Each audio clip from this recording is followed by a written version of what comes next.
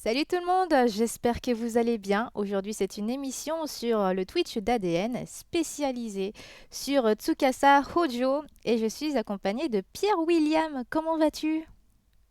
Ça va très bien, Kayane. Alors, tu es actuellement au Japon, donc c'est pour ça aussi qu'on a changé d'horaire hein, parce que bah là, il est 15 heures en France, mais au Japon actuellement, il est quelle heure? Au Japon, actuellement, il est 22h15. Oh bon, ça Voilà. va. Je m'attendais à ce qu'il y ait un peu plus encore de décalage horaire, mais finalement, c'est des heures encore correctes. Parce que s'il était minuit, ça aurait été compliqué pour toi. Enfin, moi, c'est mes horaires, hein. Moi, je suis plus productive la nuit. Et en même temps, pour parler de City Hunter, où généralement plein de choses se passent la nuit à Shinjuku, eh bien, ça aurait été aussi une bonne ambiance. Et ben exactement, là, j'ai même une vue avec le balcon là sur la ville illuminée. Donc, c'est pas Shinjuku, c'est Kobe, mais c'est pas mal. Ah, Kobe, bah, c'est super chouette.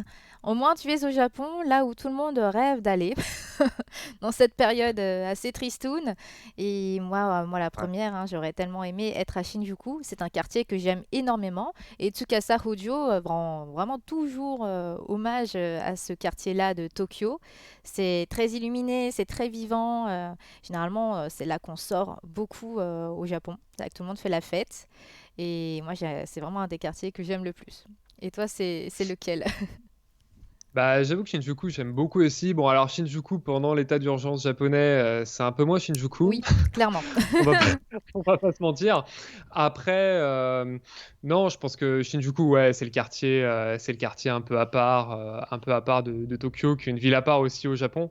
Mais j'aime beaucoup la ville de Fukuoka, d'où Oh, est bah oui, originaire Tsukasa Ojo. Tsukasa Hojo, tout à fait. Beaucoup plus méridional, avec un peu une douceur de vivre, voilà. Mais Kobe, c'est le bon mix entre les deux, hein. On a la montagne, on a Mhm. le Pacifique.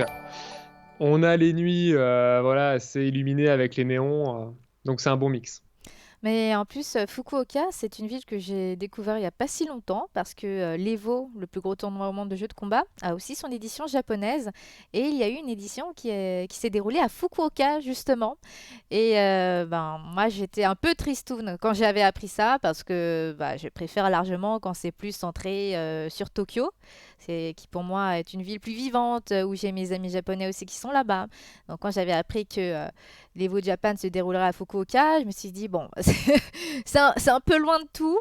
Et finalement, j'ai beaucoup apprécié la ville et justement pour son calme, c'est vraiment un autre Japon que ce que j'ai connu habituellement. Très apaisant, très agréable à vivre. Est vraiment pur, j'ai trouvé, par rapport à Tokyo, c'est sûr. C'est beaucoup moins pollué. C'était vraiment super. Et quand j'ai lu la biographie que tu as écrite de Tsukasa Hojo, bah, j'étais très surprise d'apprendre qu'il venait de Fukuoka.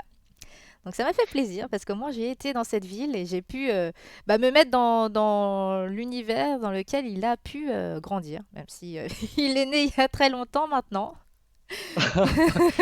Ouais, bah et Hein. puis on va sûrement en parler, mais c'est vrai que passer de Fukuoka à Tokyo, enfin voilà, il a dû se mouiller la nuque, hein.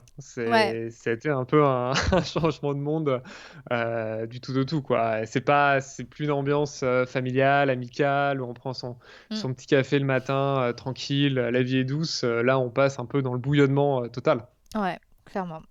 Du coup, je vais te poser des questions tout d'abord sur le livre que tu as écrit, qui est du coup sorti Mhm. en septembre 2020 en magasin, en librairie.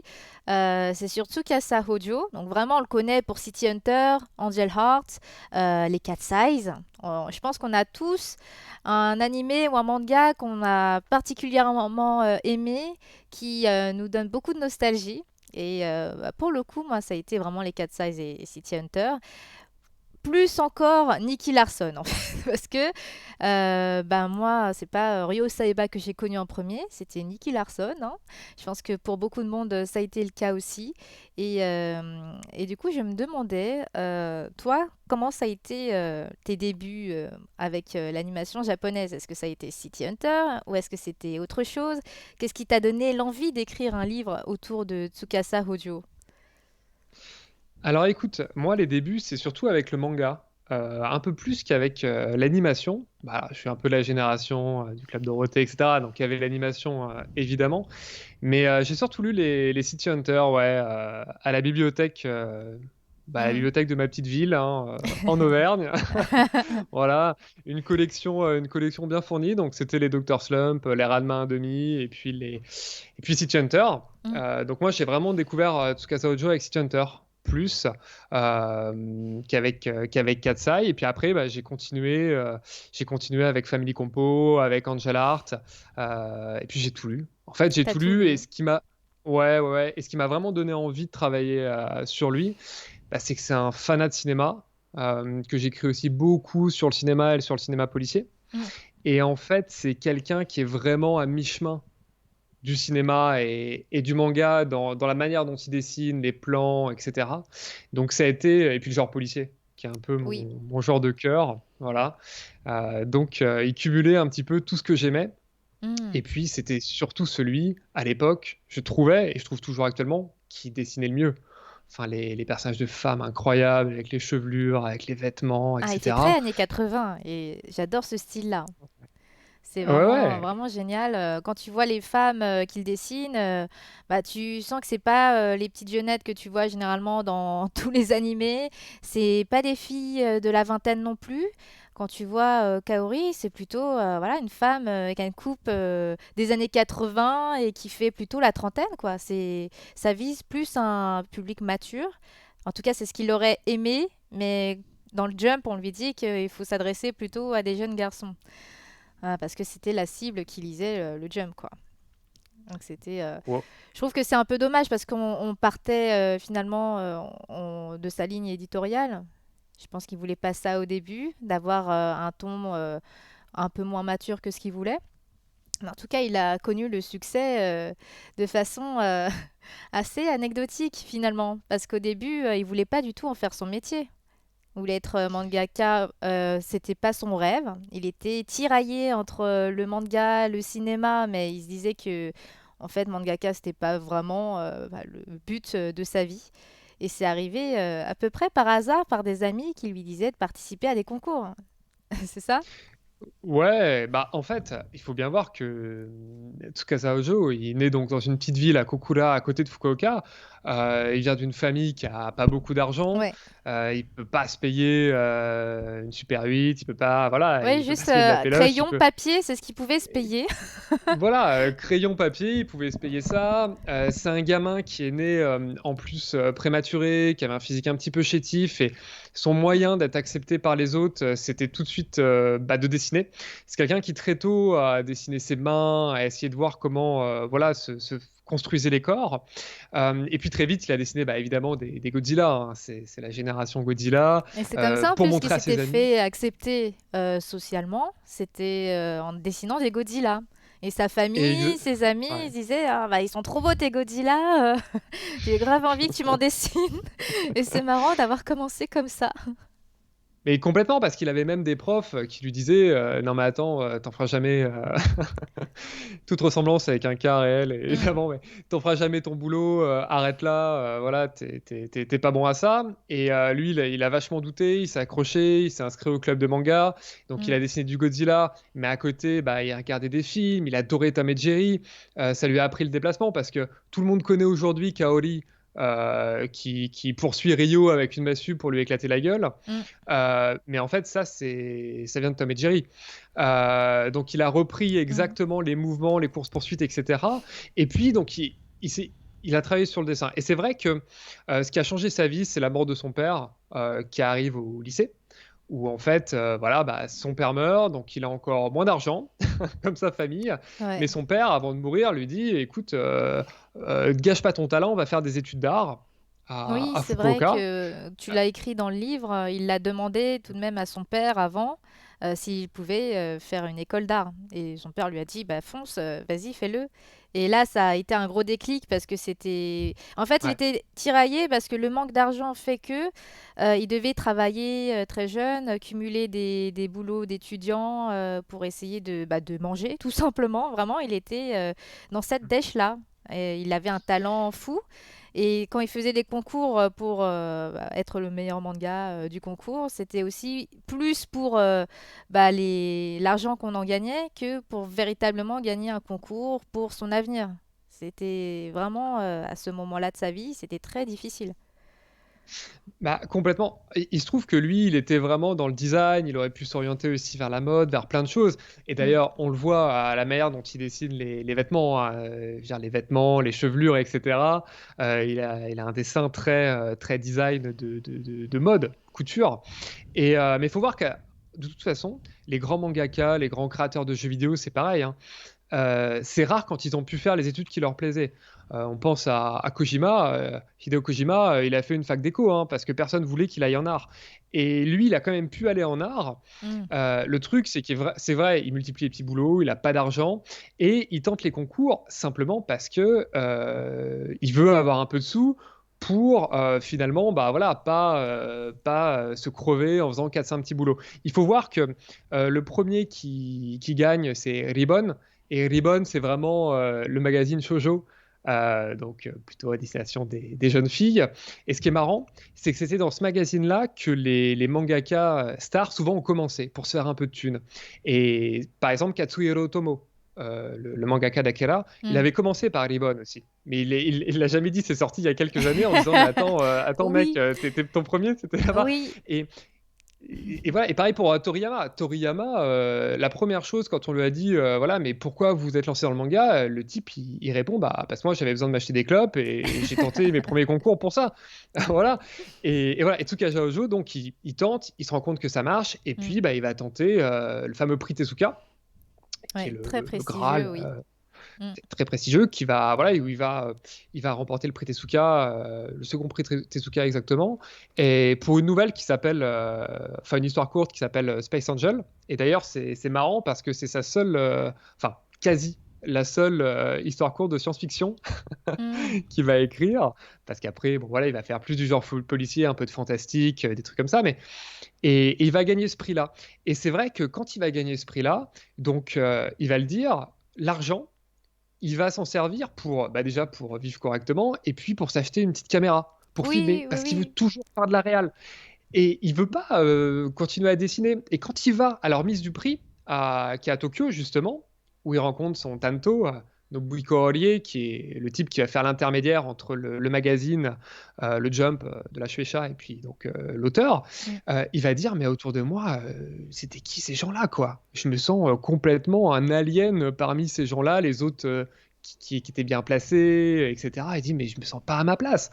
Et c'est vrai que quand il remporte ce prix-là, bah, et après, il rentre chez lui. Il Mm. va faire que petits trucs, voilà, il va envoyer des petites histoires et tout. Mais il va être diplômé et il va se dire, bah, je rentre chez mes parents à Kokura. Et puis à partir de ce moment-là, il réfléchit, je vais peut-être bosser dans l'animation, etc. Il sait pas trop. Et c'est vrai que d'un coup, tout va changer pour lui. Oui, il était complètement tiraillé et c'est vrai que bah, quand il gagne les 200 000 yens avec le second prix Tezuka, voilà, je pense que tout le monde se dit qu'il va encore plus être orienté dans le manga, c'est son avenir et au final non, il achète du matériel caméra, pellicule pour essayer de continuer de faire de la réalisation et voilà, il était toujours tiraillé en fait avec ça. Et c'est bien Cat Size finalement qui le jette dedans et de façon très inattendue parce que c'était au détour d'une conversation dans un bar avec des amis qu'il a l'idée d'avoir le synopsis de Cat Size. Et quand il a écrit ça, c'était vraiment comme ça un peu par hasard. Et le scénario est retenu. Et c'est son mentor qui lui dit bah, on en fait une série. Je crois que j'ai très vite résumé, mais je crois que ça s'est passé comme ça. Ouais, alors en fait, c'est absolument dingue. C'est-à-dire qu'il continue à envoyer des petites histoires courtes, des trucs, des machins, et puis il pense à Katsai. Donc, le pitch de base, c'était un couple. La fille est une voleuse, et puis son mec est un policier. Et voilà. Et donc, ça part de cette idée de base, et il envoie le pitch à Nobuhiko Horie, et Horie, sans le prévenir, présente son pitch au magazine en disant j'aimerais qu'on en fasse une série. Et c'est accepté. Il faut voir qu'à l'époque, mais avoir une série à soi, c'est incroyable. Mm. C'est un truc de fou. Et lui, il le voulait pas. C'est-à-dire qu'il raconte, bah, quand on m'a appelé, et le Nobuhiko Horie lui a dit, bah, c'est bon, écoute, t'en as une. Et Tsukasa Ojo dit, mais une quoi? Il dit, bah, une série. Toi, tu feras Katsai. Et Ojo lui dit, mais qu'est-ce qui va se passer pour moi? Et Horie lui répond, bah, dans 2 jours, t'arrives à Tokyo, t'installes tes clics et tes claques et tu commences à bosser. Et Mm. lui, il a dû tout quitter, arriver là-bas. dans un monde mais complètement différent. Il arrive à Tokyo, mais il passe, voilà, Va de d'un Fukuoka, où c'est calme et paisible, à oui, à Shinjuku. C'était bien à Shinjuku? C'est en plein cœur de Tokyo et c'était à Shinjuku même? Ouais, bah, en fait, il va installer, au départ, il va s'installer, pas tout à fait à Shinjuku, un petit peu sur le côté, mais il va être vraiment dans le cœur de Tokyo Mmh. et alors aujourd'hui, il habite vraiment, du côté ouest, de Tokyo. Mais ce qui est hyper, enfin, ce qui est marrant, c'est pas marrant pour lui, mais le type, il parle de la maison familiale et il arrive dans une pièce où il va avoir des assistants, il va passer 7 jours sur 7 avec eux. Donc sa vie, elle change. Mmh. Et Katsai, il s'attendait pas à ce que ça soit une série. Donc il doit penser entièrement une nouvelle série. Ouais. Et le type, il se retrouve pris en disant, mais il a plus ses amis, il a plus sa famille, Mmh. et il a un boulot où il doit gérer une série. Il faut bien penser qu'à l'époque, quand il sort Katsai, c'est des séries comme Captain Tsubasa, hein, qui sortent en même temps. Donc, c'est pas des séries, il y a Dr. Slump, il y a etc. Enfin, c'est pas les. C'est des énormes séries qui vont sortir en même temps dans les différents magazines. Donc, lui, il se retrouve quand même maintenant confronté à la vie du public aussi, Mmh. en première ligne. Et c'est vrai que ouais, ça va quand même beaucoup le déstabiliser, clairement. Bah, surtout que, c'est clairement la vie qu'il voulait pas au départ parce que, être mangaka, ça implique tellement de sacrifices, beaucoup de temps à se pencher sur les planches, à rendre dans une, deadline, qui est très, très juste et lui, bah, il le savait déjà, il avait pas envie. Il avait pas envie de ça et là, il est propulsé dans cette vie où il va vivre, dans un petit 15 carrés à Tokyo, enfermé dans 4 murs, a pu voir ses amis, avec qui il a passé son adolescence, et à boire un verre dans un bar, comme ça. Il a plus tout ça et bah, finalement, je sais qu'il a quand même, réussi à tenir le coup. Mais, Cat Size, du coup, c'est pas vraiment, un manga qu'on peut dire qu'il a véritablement aimé faire parce que c'était plus vécu comme une épreuve de vie.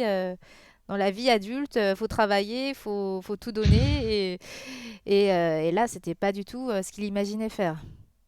Ouais. Surtout la vie de mangaka. Alors ouais, là, il se retrouve vraiment à bosser jour et nuit. Il peut plus non plus aller au cinéma, parce qu'il adorait aller au Ouais, cinéma. ouais. Donc il a plus de loisirs. Il se retrouve à vivre avec ses assistants. Mais le gros avantage, c'est que ça va le pousser à bosser. Parce que c'était pas un bourreau de travail non plus. C'est quelqu'un qui avait vraiment des facilités, qui après a beaucoup travaillé son style. Mais voilà, là, il va se mettre vraiment à bosser à fond. Et c'est comme ça que Katsai, ça va vraiment être la matrice de tout ce qui va venir après. Déjà, c'est quand même un type. Ben, aujourd'hui, on s'en rend pas compte. Mais Katsai, c'est 3 héroïnes. C'est-à-dire, c'est 3 filles dans un manga comme le Jump. Mais c'est ultra rare. Oui, bah C'est oui, c'est ultra. tellement rare dans un shonen. C'est fou. Non, mais c'est fou. Et 3 filles qui se foutent de la gueule des mecs, notamment Hitomi de son compagnon policier, hein. Hitomi, c'est la sœur du milieu Alors, c'est qui est un peu Tam en l'héroïne. français, hein. Moi, j'ai plus connu comme Tam, Ouais, il me semble. c'est Thor Oui. Shaman, ouais. Qui, voilà, et d'ailleurs, c'est fou parce que c'est un moment où les mangaka, j'y pense aussi, ont commencé à prendre vraiment beaucoup de risques. Parce que donc lui, il met 3 filles sur le devant de la scène, mais par exemple, Dr. Slump, on a Harale qui est aussi sur le devant de la scène, et Mm. Toriyama, il met même des lunettes à une héroïne, ce qui se faisait pas non plus du tout à l'époque. Donc les gens vont oser. Mais Tsukasa Ojo avec Katsa, il va oser beaucoup plus parce qu'il va prendre un style hyper réaliste. Et à l'époque, c'est pas du tout le style. C'est pas du tout ce que les Mm. gens. Et puis en plus, style réaliste, sexualisé, avec les filles qui ont des justes au Ah oui, des corps, justes au etc. corps, des poses très sexy, elles ont des formes très pulpeuses et elles ont les caractéristiques des comportements très féminins. Et elles ont trois personnalités vraiment distinctes. Et bah, c'est super de pouvoir rendre des femmes fortes comme ça dans les mangas. Ouais. Bah, et en plus, il a été super malin parce que dans les 3 sœurs, donc il y a la plus petite, Ai, qui est celle qui est Ah bah maligne, la un fille peu en profil, enjouée, oui. ingénieur, enjouée, etc. Donc qui plaît à toute cette catégorie de filles. La fille du milieu, donc Hitomi, qui est l'épouse parfaite au Japon, etc., qui incarne la fidélité, la loyauté, etc. Et Rui, qui est la grande sœur, qui est la femme fatale, beaucoup plus occidentalisée que ses deux sœurs. Donc en fait, il plaît à tous les publics féminins à l'époque, avec les Bah, il y trois. avait beaucoup de public féminin dans son manga, contrairement aux autres shonen. Et Ben justement, ouais. grâce à ces comportements, ces caractères-là, et puis trois filles, donc pour se projeter vers un des personnages, t'as quand même l'embarras du choix. C'est des femmes fortes. En plus, c'est dans les années 80, donc c'était Bah encore ouais. plus rare. Bah, c'est méga rare. On peut penser à côté de ça à son meilleur pote Tetsuo Hara, qui est l'auteur de Couteau no Ken, Oui. Ken le survivant, où lui, c'était Bah, c'est des c'était gros super. Mais musclores, du sang, de la baston. voilà, et lui, il fait un manga déjà de policier de voleur. Donc, il s'inscrit en plus dans la tradition voilà, de Lupin 3, etc., de ce genre de manga. Euh, Trois filles.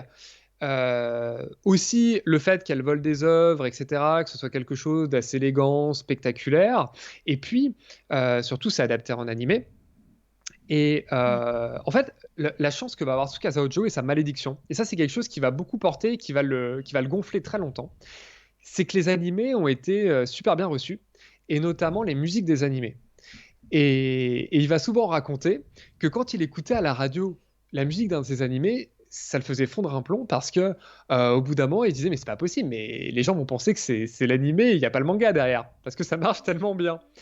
Et il faut voir que Katsai, quand c'est adapté en animé, c'est la première fois qu'il y a un opening, ce qu'on appelle en tie-up, c'est-à-dire où on associe l'image d'une chanteuse déjà connue Mm. de J-pop, qui est Anri, euh, avec un animé, Katsai, et une chanson d'animé qui arrive numéro 1 au Top Oricon, qui est le classement là-bas. Oricon fait tous les classements, voilà. Mm. Et le Top Oricon en termes de musique.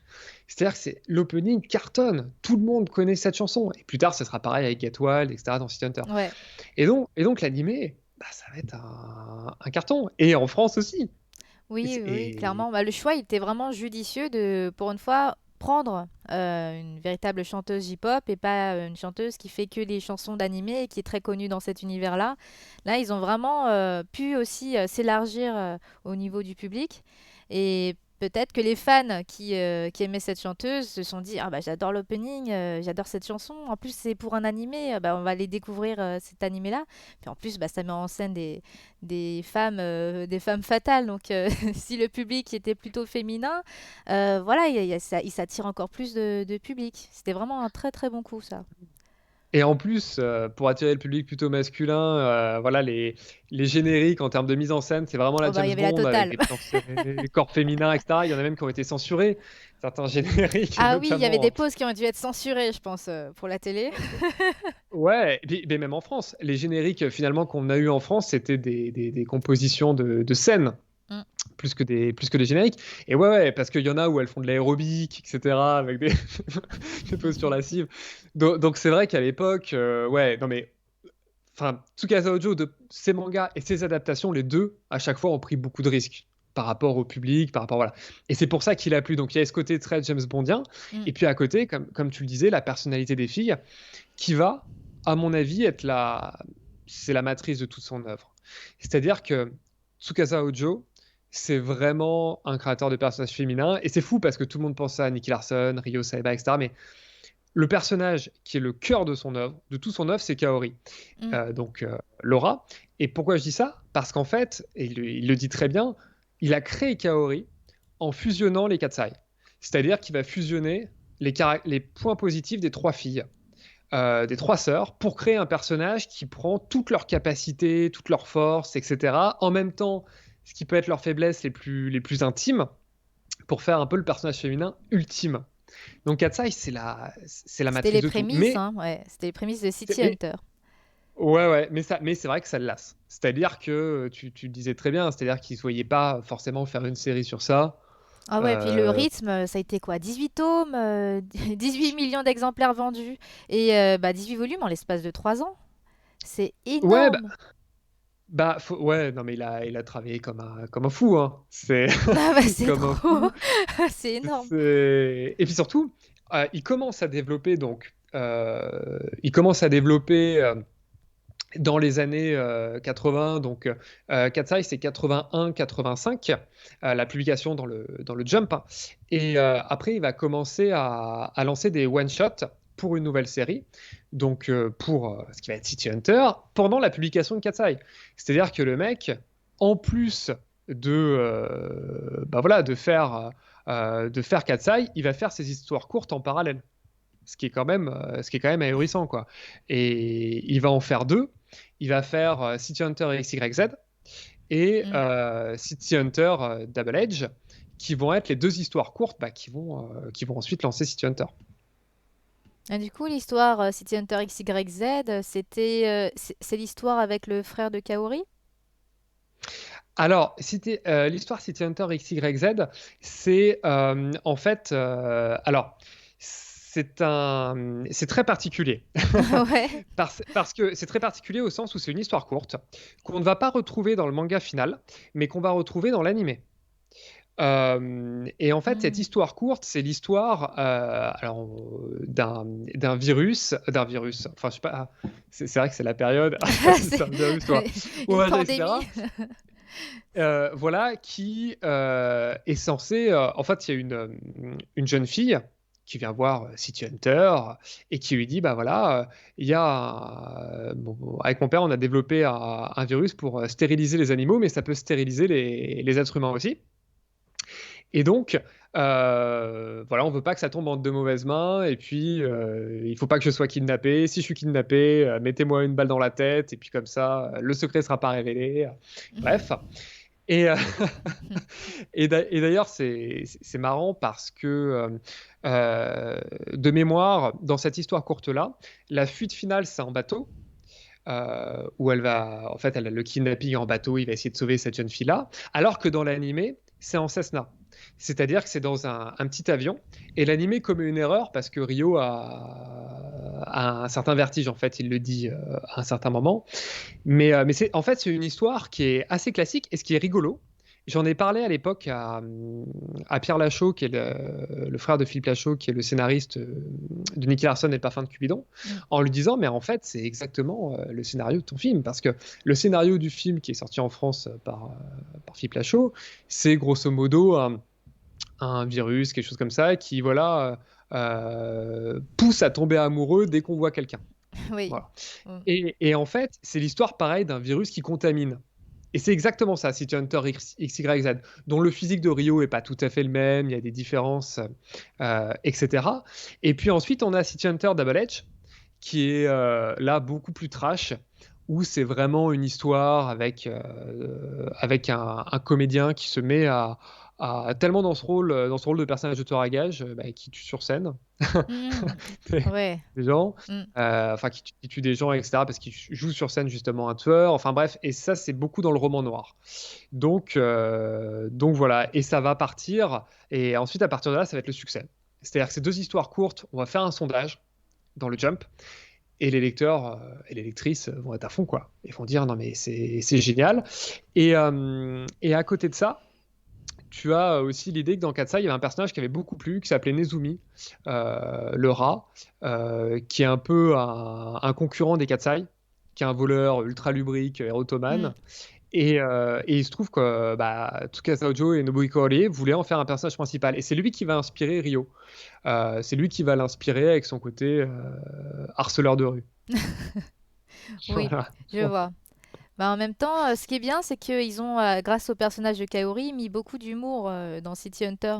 Et bah, comme le Jump, il attire bah, une cible plus jeune, qui veut pas seulement juste du roman noir, mais aussi être un peu plus décontracte.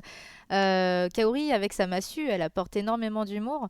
Et heureusement qu'elle est là, justement, pour alléger le ton de ce manga. Ouais, parce que ça commence, le début de City Hunter, c'est un roman noir, hein. C'est ultra trash. Mm. Et ça commence où Rio, c'est un tueur à gages. C'est plus qu'un protecteur, c'est un tueur à gages. On a la scène iconique qui est dans le générique français où il tue avec un fusil un boxeur sur un ring, notamment. Mais on a aussi, par exemple, ce qui a été censuré après dans la version animée, je crois que c'est le deuxième chapitre dans le manga, avec un tueur de femmes, un type Mm. qui tue des femmes. Et dans le manga, on a une scène, enfin dans le film, dans l'animé, excuse-moi, l'animé, grosso modo, il poursuit ce type-là, et puis à la fin, il y a la voiture qui lui fonce dessus, il tire, la voiture se retourne, ça fait un tonneau et elle flambe. Mais dans le manga, chapitre 2, hein, il retrouve ce tueur de femmes, il prend une arbalète et il lui tire des carreaux d'arbalète dans les articulations. Jusqu'à temps que le mec soit mort. Mais on est là, on est où là? Ouais, clairement. donc, donc c'est là. Enfin, je veux dire, et le jump, à un moment, il est bien vu avec le retour Des des lecteurs. lecteurs, bah que c'était quand même un peu hardcore, quoi. Et donc, il y a le frère qui meurt de Kaori, donc il est Yuki Makimura, qui est un super personnage d'ailleurs. Pareil, dans le manga, quand il meurt à cause d'un type qui est drogué, c'est une scène qui est horrifique. Drogué à l'Angel Dust, à la Poussière d'Ange. Mm. Dans l'animé, c'est beaucoup plus light. Et après, on va avoir l'arrivée de Kaori. Et en fait, il y a deux moments. Il y a l'arrivée de Kaori, qui est vraiment, donc de Laura, qui est vraiment le moment voilà, où on va avoir les bases de City Hunter. Mais ce qui va vraiment lancer City Hunter, et ça, on peut le lire dans l'âge d'or du Jump, qui est paru chez Kurokawa, édition, euh, c'est vraiment le Mokori. C'est vraiment les érections de Rio.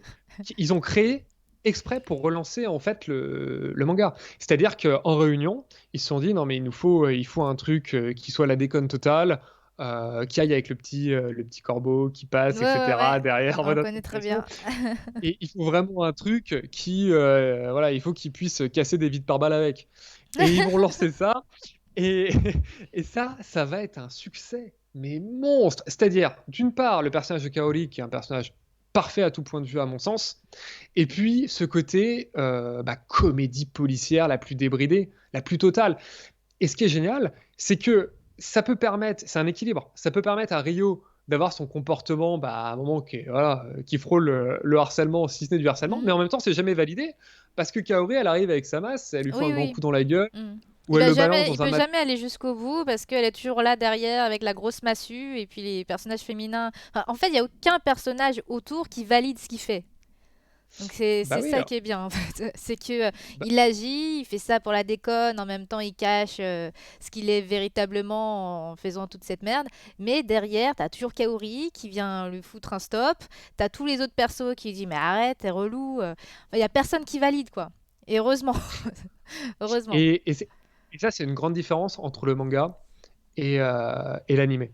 Parce que le manga, par exemple, tu as la fameuse apparition de Kaori dans le manga et dans l'animé, c'est avec la fameuse scène des salles, j'ai perdu le nom, où on se change, dans les magasins, bref, j'ai oublié, les cabines d'essayage. Ouais, Voilà, oui, dans les les cabines cabines d'essayage, d'essayage. où grosso modo, il y a une trappe, et puis les filles sont kidnappées. Et ça, c'est l'apparition, la première de Kaori qui se déguise en garçon, etc. Hmm. Et en fait, les dialogues du manga sont pas du tout sexistes.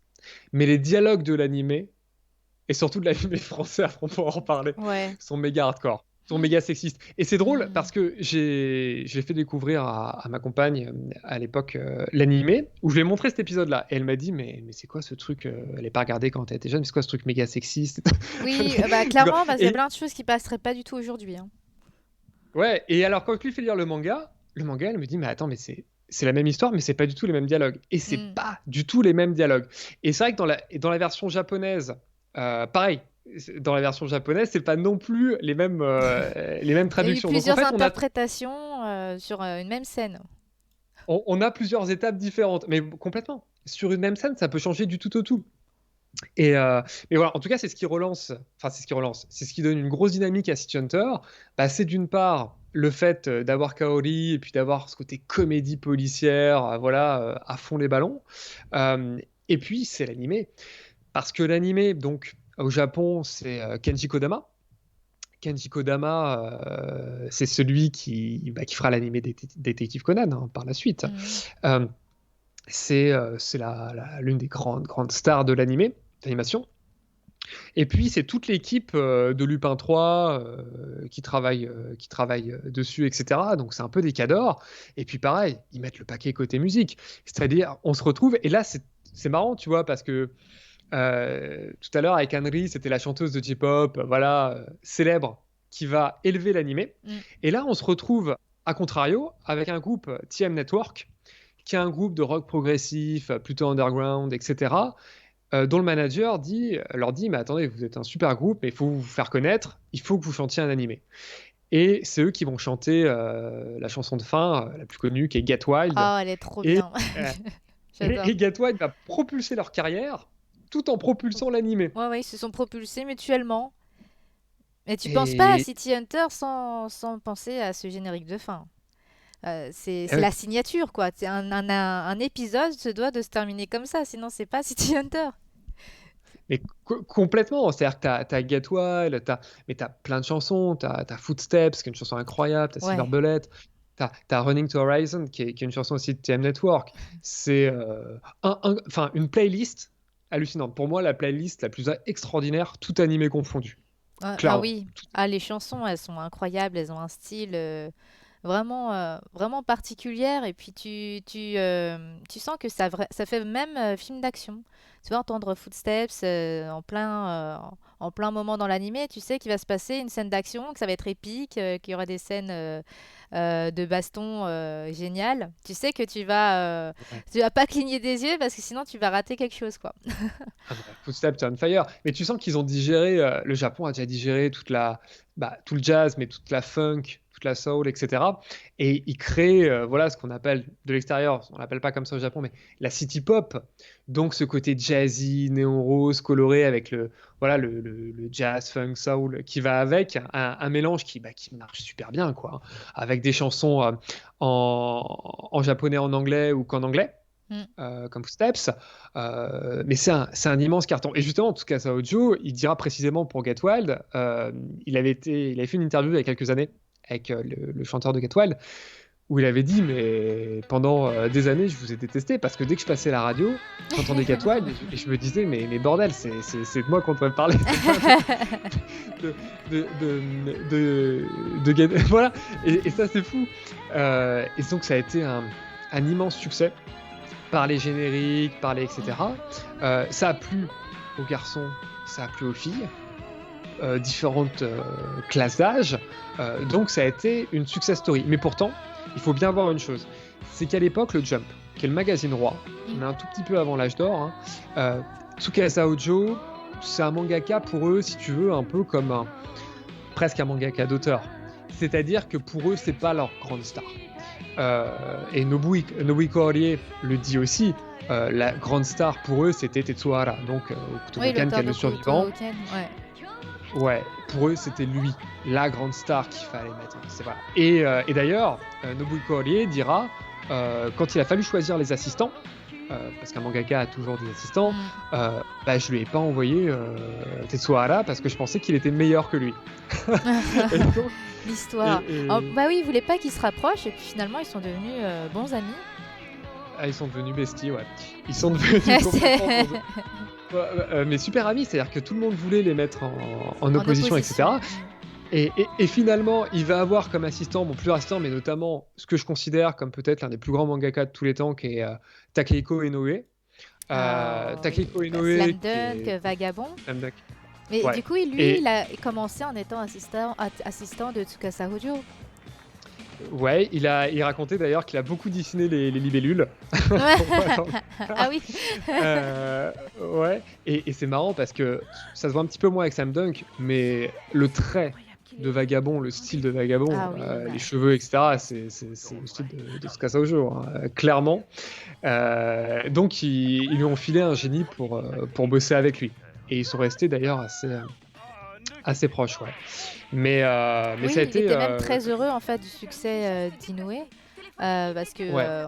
on pourrait se dire, oui, peut-être que il va se dire que l'assistant commence à avoir beaucoup de succès, il pourrait y avoir de la jalousie, des tensions, et puis finalement, non, il prenait ce succès-là bah, comme pour lui en fait. Il se disait, bah, c'est super, Takehiko Inoue, s'il a du succès, il en est très très heureux, et je trouve que cette relation, elle est vraiment super saine. Ouais, bah, Tsukasa Ojo, c'est pas. Enfin, fondamentalement, c'est un type bien, quoi. C'est quelqu'un qui est pas jaloux du succès des autres, qui l'a jamais été, qui a toujours essayé d'aider, de transmettre. C'est quelqu'un qui a toujours cherché sa liberté.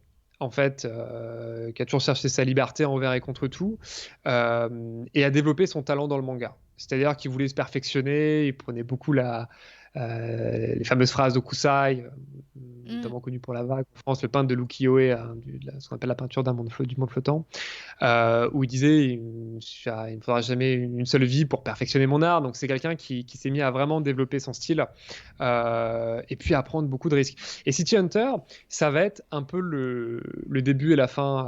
Alors, avec le Jump, on peut peut-être dire un mot sur Nicky Larson, quand même Oui. l'adaptation en Mm. France. Parce que... L'adaptation française, parce que là, je diffuse des séquences de l'animé, mais en Ouais. version française. Hein, sur le chat, ça dit en plus, on a droit à la VF de Maurice Sarfati. Ouais, en fait, Euh, moi, j'avais notamment rencontré pour le bouquin trois personnes absolument charmantes.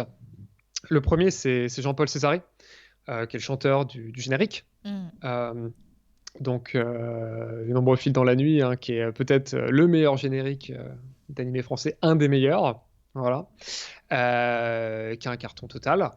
Et aussi Vincent Ropion, qui est le doubleur de Rio, enfin de Nikki, et Daniel Doué, qui s'occupe de Laura. Et c'est marrant parce que, donc, en version japonaise, ils avaient déjà fait des cuts. C'est-à-dire que ils avaient remplacé le tabac par les bonbons, ils avaient vraiment diminué l'alcool, mais ils avaient gardé les Love Hotels. Parce que les Love Hotels au Japon, c'est un peu une tradition Ah bah ouais, au parce vu de qu'ils n'ont la. pas beaucoup d'intimité au Japon, et que voilà, c'est vraiment les endroits où si tu veux Ouais, te retrouver avec l'être aimé ou ouais. pas, pour passer un bon moment, il faut aller là-bas, quoi. Ouais, je suis pas sûr qu'il soit tant aimé que ça l'être. Mais oui, effectivement. Et si tu veux, dans la version française, il se retrouve cette fois à faire ce qu'on appelle un doublage au fusil. C'est-à-dire, pour faire très simple, les doubleurs, on les laisse se démerder. Ils doublent, ils enchaînent les épisodes. Et Vincent Ropion me le disait très bien. C'est-à-dire que c'est eux-mêmes qui devaient, avec Maurice Sarfati, etc., gérer ce qui allait être dit et pas dit. C'est-à-dire qu'il n'y avait quasiment aucune vérification en haut. Ils étaient laissés à eux-mêmes. Et le seul qui Mm. avait une culture animée, parce qu'il avait doublé très jeune un des personnages dans Goldorak, c'était Vincent Ropion. Mais les autres, Daniel Doué, c'est la voix française de Nicole Kidman, donc c'est vraiment une doubleuse, voilà, cinéma, Mm. clairement. Maurice Sarfati, il en avait rien à foutre des animés. On voit dans ses doublages, il prend énormément de liberté, il se fait plaisir, etc. Je pense qu'il respectait un peu plus Hergé que Tsukasa Ojo. Et ça donne en fait un animé où cette fois-ci il n'y a pas de Love Hotel, on a des restos végétariens, on a des trucs qui ont plus beaucoup de sens. Et puis de la même manière, on va carrément évacuer certaines choses. Il y a une scène notamment où on a un personnage à un moment travesti Mm. un chef de gang travesti, qui va être assommé par un objet. Et cette scène-là, elle va être complètement refaite. C'est-à-dire que dans la scène originelle, on a Rio qui essaie de séduire ce chef de gang, qui va essayer de coucher avec, et il se rend compte que c'est un homme. À ce moment-là, il y a une scène qui se passe, Mm. etc. Et puis, un objet, un haïku, une statue de mémoire, lui tombe sur la tête du chef de gang. Et puis, bim, le type s'effondre. Et puis, Rio est traumatisé de ce qu'il a failli faire. Et dans la version française, pour ne pas dire que c'est un travesti du tout, ce qu'ils vont faire, c'est que Mm. comme il y a quelqu'un avec un flingue à côté, ils vont dire, il va tomber, ah ben il est mort. Oh Ils non. préfèrent dire que le mec est mort C'est encore plutôt. pire, je trouve, de dire qu'il est mort. Non, mais c'est Ah ouais, c'est un truc, ouais, la c'est un truc censure, vraiment c'est de. un truc de fou, hein. Dans les séquences animées en français, c'est terrible, hein. Ouais, ouais, non, non, mais c'est vraiment terrible. Mais c'est un animé qui, par son doublage complètement loufoque, Ah, c'était drôle, hein. notamment de Maurice Servati, qui doublait tous les méchants. Mais c'est Alors, génial. ça arrivait un peu à l'époque. Tu avais dans la Chevalier du Zodiaque, tu avais des personnes qui faisaient plusieurs dizaines de chevaliers. Mais là, je veux dire, le mec, il prend tellement de liberté avec les voix. Parce qu'il faut savoir que des fois, il découvre au dernier moment l'action. Donc, quand le type paraît mort et qu'en fait, il l'est pas, en disant ah, je suis mort, ah non, je suis pas mort. Non, mais c'est- c'est- On comprend ça- mieux pourquoi. voilà, c'est un truc de fou. Et c'est un animé, alors, qui a été beaucoup plus respecté en Italie parce que l'Italie est fanat de Katsai et de City Hunter. C'est vraiment des fous Mm. de Tsukasa Ojo, comme la France, hein, mais vraiment l'Italie et la France, c'est les deux piliers. Et ouais, et donc ça a été un gros succès de l'époque, qui a très très très bien marché, mais c'est vrai qu'il a donné une image de la série qui est pas City Hunter. Nicky Larson, c'est pas City Hunter du tout. Mm. C'est autre chose. C'est une version réinterprétée beaucoup plus loufoque. Voilà, et donc on a eu plusieurs versions comme ça. In fine, et même Tsukasa Ojo, quand il a découvert Nicky Larson, déjà les noms, les prénoms, Mm. il dit mais pourquoi on l'a appelé Nicky? Ça a aucun sens. Euh, voilà, Niki, il Laura, était. Mammouth, déjà, oui, tout Et ça n'a pas de sens. voilà, exactement. Et puis, il faut pas oublier non plus que même pour le générique, Jean-Paul Césari me racontait que, donc lui, à la base, était chanteur, guitare, etc. Et puis, il se retrouve avec les réseaux à faire assistant de Dorothée. Et un jour, dans le couloir, on l'alpague en lui disant, mais attends, toi, tu sais chanter, non? On veut diversifier les personnes qui chantent nos génériques. Bah écoute, viens. Et c'est là où on lui propose de chanter le générique de Nicky Larson. Et donc, on lui donne l'air musical, il répète l'air, il dit ok, bah c'est bon. Il dit alors, c'est quoi les paroles? Et puis alors là, le type en face dit c'est vrai les paroles, on n'a pas les paroles. Et donc là, ils sont obligés d'appeler Jean-Luc Azoulay en disant bah on n'a pas les paroles. Et donc le mec va les écrire sur un coin de table en 5 minutes. Et Jean-Paul Stein dit le mec, il les écrit vraiment en 5 minutes. Les paroles de nombreux fils dans la nuit, etc. Ah C'est un qui ouais. s'enfuit. En plus, ça reste dans tout, la est, tête, hein. tout est fait à l'arrache. Mm. Et en plus de ça, bon, faut ajouter que la particularité de l'animé aussi, l'animé City Hunter, comme ce qui va être par exemple Détective Conan, c'est que plus de la moitié des épisodes sont des épisodes inédits, des histoires originales, et qui vont développer certains traits. Ou alors, parfois, affaiblir un peu le manga. On va développer Saeko. Mm. Beaucoup. Oui, parce qu'en plus, c'est un personnage très très populaire et très bien écrit. Vraiment super, super saut. Ouais, on va développer ça, on va développer un peu la relation qu'il avait avec Makemura, donc le frère Le frère de Kaori. Ouais. Kaori. On va avoir Azedine, Azedine demande si l'animé adapte tout le manga. Et du coup, sur 140 épisodes de l'animé, finalement, il y en a quoi? 75? La moitié qui sont adaptés du manga? En fait, il y en a la moitié qui sont, grosso modo la moitié environ, de mémoire, c'est Ouais. 75 originaux, et puis le reste qui est l'adaptation du manga. Donc ouais, on a des épisodes supplémentaires. Et voilà, donc là, c'est avec un style un petit peu différent, évidemment. Ouais, donc ça a été un immense succès, hein, cette série. Ça a été un immense succès. Après, faut bien voir ça a été un immense succès. Ça a été un très bon succès. Mm. C'est pas Dragon Ball, hein, on est honnête, hein, mais ça a été un très bon succès. Ouais. Et ensuite, bah, les liens que Tsukasa Audio avait avec la Jump, c'était pas tip top.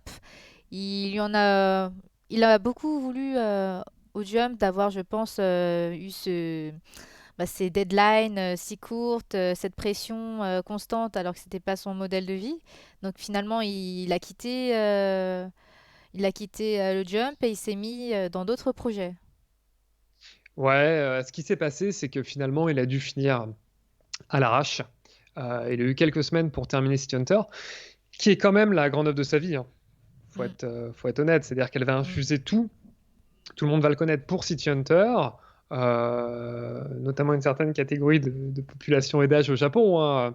Une anecdote que je racontais sur Twitter il y a 2 jours, enfin hier, je veux dire, j'étais dans une clinique. Il y avait eu une immense affiche City Hunter pour un vaccin.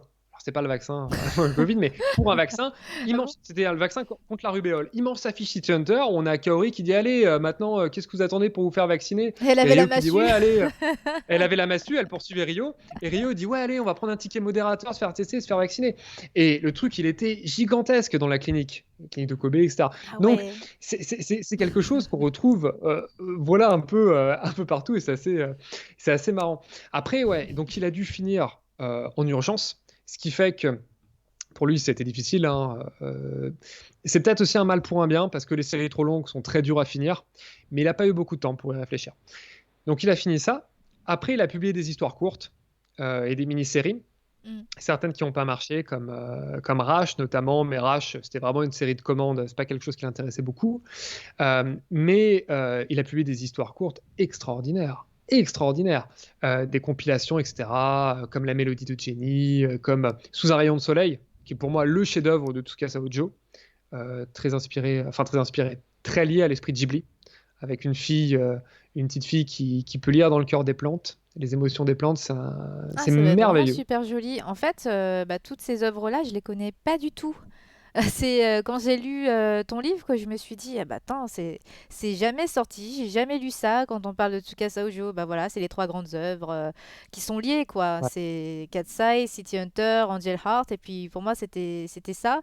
Et c'est là que je me suis rendu compte qu'en fait il y avait d'autres choses. Donc je vais filer Ah, lire tout ça parce que ça m'intrigue ouais. énormément de le voir sur bah, un autre genre.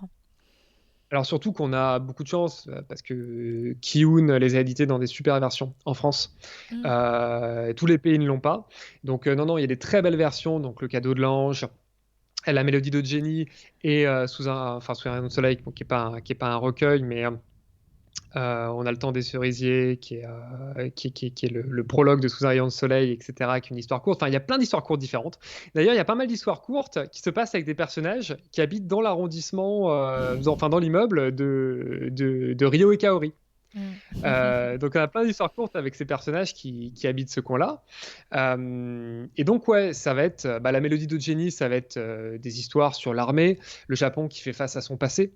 Et ça va avoir beaucoup de mal à passer auprès de la Shueisha, c'est le bon moment de dire, parce que quand il commence à parler en fait, juste avant en 44, tout ce qui est bombardement de Tokyo, etc., on a les enfants qui vont quitter Tokyo pour qu'on les mette à l'abri, en Mm. fait, sauf que ces enfants vont subir beaucoup de sévices dans le Japon, que ce soit dans des temples, des travaux forcés, etc.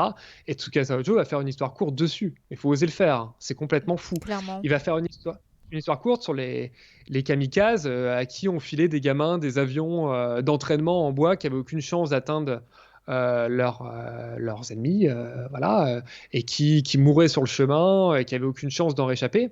Il va écrire sur des sujets très durs sur les camps aux États-Unis pour Japonais, ce qu'on appelait les relocation centers.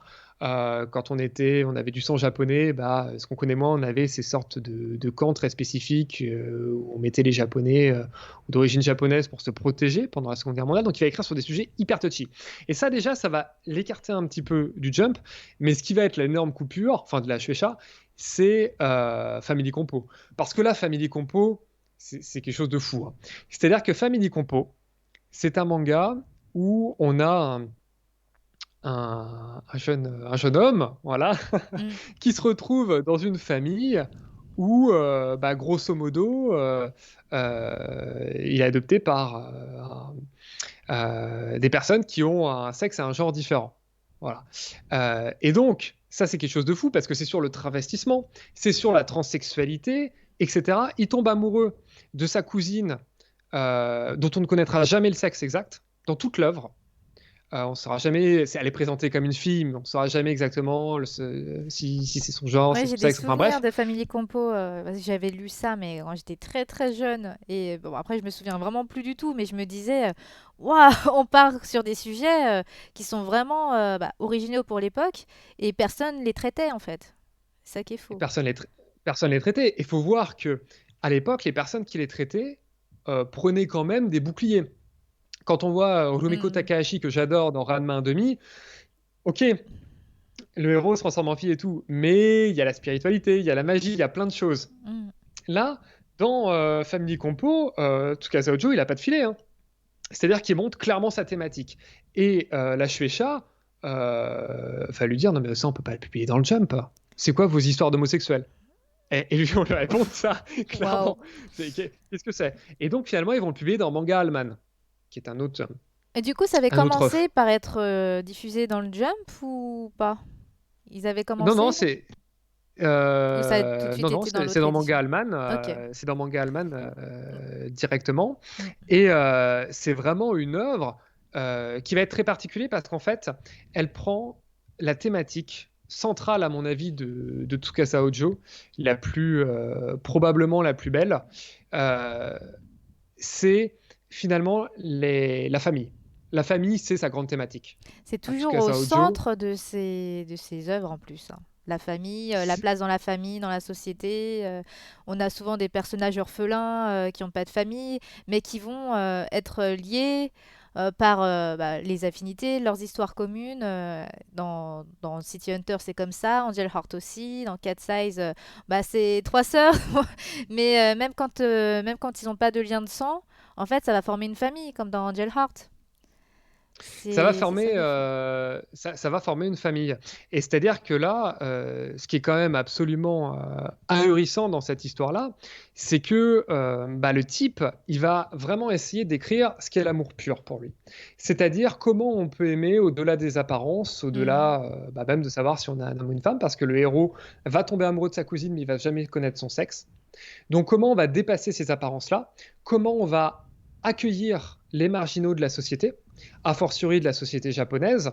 C'est-à-dire qu'on a, voilà, il va beaucoup parler bah, de ce qui est les travestis, les transsexuels, Ouais, il parle aussi beaucoup tous des les minorités. prostituées, Mm. les minorités, comment on va les accueillir, et finalement en quoi la famille de cœur passe avant la famille de sang. C'est-à-dire comment, alors là c'est un petit peu différent parce que c'est quand même un lien, mais dans tous ces autres œuvres, tu l'as très bien dit, c'est que des orphelins. Ils sont quasiment tous orphelins. Orphelins père, mère, frère, sœur. Et finalement, comment on peut trouver une famille? C'est un grand message d'espoir, Tsukasa Ojo. Comment on peut trouver une famille et développer un amour véritable? Et Family Compo, c'est ça. C'est une œuvre qui est très belle, qui est très touchante, qui est extrêmement tendre. Voilà. Donc voilà, le rapport au père, de toute façon, est toujours présent parce que eh ben, il a perdu son père. Mm. Évidemment, c'est le grand traumatisme de son enfance, enfin, de son adolescence, puisqu'il était déjà Mm. adolescent. Euh, donc on retrouve ça, voilà, Family Compo, finalement c'est une très belle œuvre pour ça, très tendre. Et en fait, Tsukasa Ojo, c'est un mangaka de la tendresse, contrairement à ce qu'on peut penser, c'est pas un mangaka d'action. Oui, il fait la comédie policière, etc. Mais c'est vraiment la tendresse et la bonté qui le caractérise, je trouve. Mais c'est le point de rupture. Family Compo, c'est le point de rupture avec la Shueisha, parce que là c'est le moment où il va se dire, ouais, ok, je vais prendre mes clics et mes claques, je vais me barrer parce que tout le monde m'emmerde ici. Et donc, il réussit à partir en 2000. Et donc, il part avec toute sa troupe. Quand on dit comme ça fait bref. Il part avec Tetsuhara, donc l'autre mangaka. Il part avec. Enfin, il part. Le rejoignent dans son aventure Nobuhiko Horie, Akira Kamiya, qui est le doubleur historique de Ryo dans l'animé, qui va doubler Kogoro Bure dans Detective Conan pendant la moitié des épisodes aussi, enfin une méga star. Et puis ils vont fonder leur galaxie de sociétés, donc Narcer Pictures, etc., différentes sociétés, Mm. en disant on veut être indépendant, on veut notre liberté, on veut pas avoir un magazine au-dessus qui nous dit ouais, ce que vous faites, c'est une BD pour homosexuels, ça nous intéresse pas. Ce que vous faites, c'est trop violent. Ce que vous faites, c'est trop sexuel. Ce que Mm. vous faites, c'est pas assez violent, c'est pas assez sexuel. Ils voulaient leur liberté. Voilà. Et ça va être la rupture, et c'est de là que va naître Angel Art. Donc, Angel Art, pour être précis avec les viewers qui se demandent, est-ce que c'est une suite de City Hunter? Est-ce que c'est un spin-off? Qu'est-ce que c'est exactement? Comment il faut le considérer? Alors, il faut tout simplement le considérer comme une suite alternative. Dans un monde C'est une suite alternative. parallèle? Exactement. En fait, la problématique, elle est hyper simple pour Tsukasa Ojo. C'est-à-dire que lui, il a envie vraiment de finir son œuvre. City Hunter, on lui a fait presque Oui, bâclé. c'était bâclé, c'était assez à l'arrache parce qu'il fallait qu'il bâcle tout, qu'il fasse ça très rapidement dans des deadlines qui lui allaient pas. Ouais. Et c'est pour ça que bah, bien plus tard, Angel Art est né. Donc on reste dans Et c'est pour l'univers ça. City Hunter. C'est-à-dire qu'on reste dans l'University Hunter, mais lui, ce que voulait Tsukasa Ojo, c'est faire quelque chose de contemporain. Parce que Mm. pour lui, c'est beaucoup plus facile de dessiner du contemporain. Et à l'époque, Katsai et City Hunter, c'était du contemporain pour lui. C'était Oui, ses c'était à années, c'était l'époque, c'était les c'était années ses décennies. 80, mais là, du coup, Angel Art, c'était sorti en quelle année? 2000 combien? 2000. Alors, Angel Art, c'est 2001. 2001. Donc, ça commence la prépublication. Tu vois, en fait, ça va être deux magazines, puisqu'on va avoir le Weekly Comic Bunch, et ensuite le Monthly Comic Zenon, etc. Il va y avoir 2 saisons. Mais grosso modo, ça va courir du début des années 2000 jusqu'au milieu des années 2010, un petit Mm. peu plus que les années 2010. Euh, et là, cette fois, il dit, voilà, je vais le mettre dans le temps présent, mais il faut que je fasse des modifs. Parce que sinon, ils vont avoir, je sais pas quel âge, 50, 60 ans. Oui, il avait pas envie Ça va être. de dessiner des personnages plus vieux. Il voulait aussi avoir Bah, la technologie de nos jours. Bah, si tu veux faire un manga EHPAD Hunter, ça marcherait beaucoup moins bien, quoi. Donc grosso modo, voilà, Pauvre Rio. voilà, il décide de faire une réalité alternative en disant, on ne sait pas trop ce qui s'est passé. Finalement, ils ont un peu vieilli. Rio, cette fois, On voit quand même qu'il est marqué est- par le temps. il est marqué. Ouais. Bah, il est marqué, bon, on peut le dire, parce que Par la série le commence temps, comme ça, par l'accident avec Kaori, ça commence par la mort de, direct. la, C'est la mort terrible. de Kaori. Et ça, faut quand même l'oser, hein.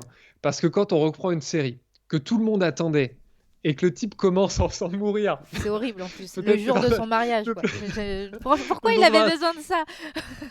le personnage le plus intéressant, euh, c'est absolument dingue. Et il faut dire une chose aussi qui est importante, alors j'en ai pas trop parlé, mais il a aussi publié dans un recueil qui s'appelle Parrot plusieurs histoires courtes et aussi des histoires autour d'un type qui imite les voix, qui s'appelle Parrot, etc. Où il y a ce côté très c'est jamais paru en France, ça, hein. Où il y a ce côté très spirituel avec presque d'apparition comme Kaori va le faire tout au long d'Angel Art, c'est-à-dire Hmm. qu'elle a beau mourir, mais il y a toujours cette présence, Ouais, elle est il y a toujours là. toujours cette tendresse qui va être là, et donc il va rebattre les cartes. C'est-à-dire qu'il va dire, ok, on va garder Rio, évidemment, parce que c'était impossible de faire un Hunter sans Rio, qui va être désabusé. Voilà, donc on va faire un type flingué, désabusé, avec très très peu d'humour au début, et ça va se Ça se lâcher un peu détendre plus un par la peu, suite. oui. Hmm. On va prendre Xiang Ying, qui est donc pas une japonaise, et là aussi il faut oser, Hmm. parce qu'on est quand même au Japon et c'est pas si courant que ça à cette époque-là Oui, en d'avoir. plus, un personnage qui a ce prénom-là, oui, oui, c'est Ouais, clairement original, ouais. voilà, vivant au Japon, je peux un petit peu en parler. C'est des sujets, voilà, un petit peu particuliers ici.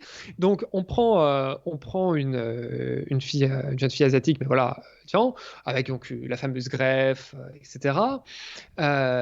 Et puis toujours avec cette thématique d'enfant soldat, puisque c'est une enfant soldat, comme Rio. Toujours la thématique, hein, de l'enfance qui est meurtrie, le sacrifice des générations. Il y a beaucoup de liens avec Metal Gear Solid aussi, hein. Hmm. Sur les générations qui sont sacrifiées par rapport aux autres. Rio, c'est un enfant soldat.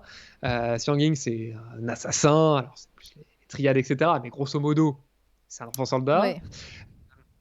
Donc, on prend. Et puis, on change des petits trucs. Donc, on reprend Umibozu, donc, Mammouth en français, qui va être là. Mais en même temps, il y a Mickey, qui était celle qui tenait le café dans City Hunter, bah, va prendre les traits d'une petite fille cette fois. Mickey, qui apparaît dans Angel Art. Donc on change, il y a des petites variations, par-ci, par-là, pour en faire une œuvre beaucoup plus tendre. Et là encore, qui est une œuvre sur le deuil, hein, qui est une œuvre sur la perte. Toute l'œuvre aussi de Tsukasa Ojo, c'est le deuil, et après comment on se relève du deuil, pas en rencontrant une nouvelle famille, deuil de sa famille, et donc comment on se relève Hmm. de ce deuil de sa famille, notamment par la maladie, une des morts les plus injustes qui soit, il y a des morts par maladie, etc. Et finalement, comment on arrive à accomplir les derniers souhaits des mourants, comment on arrive à ce que les gens se comprennent, à ce que les gens s'écoutent.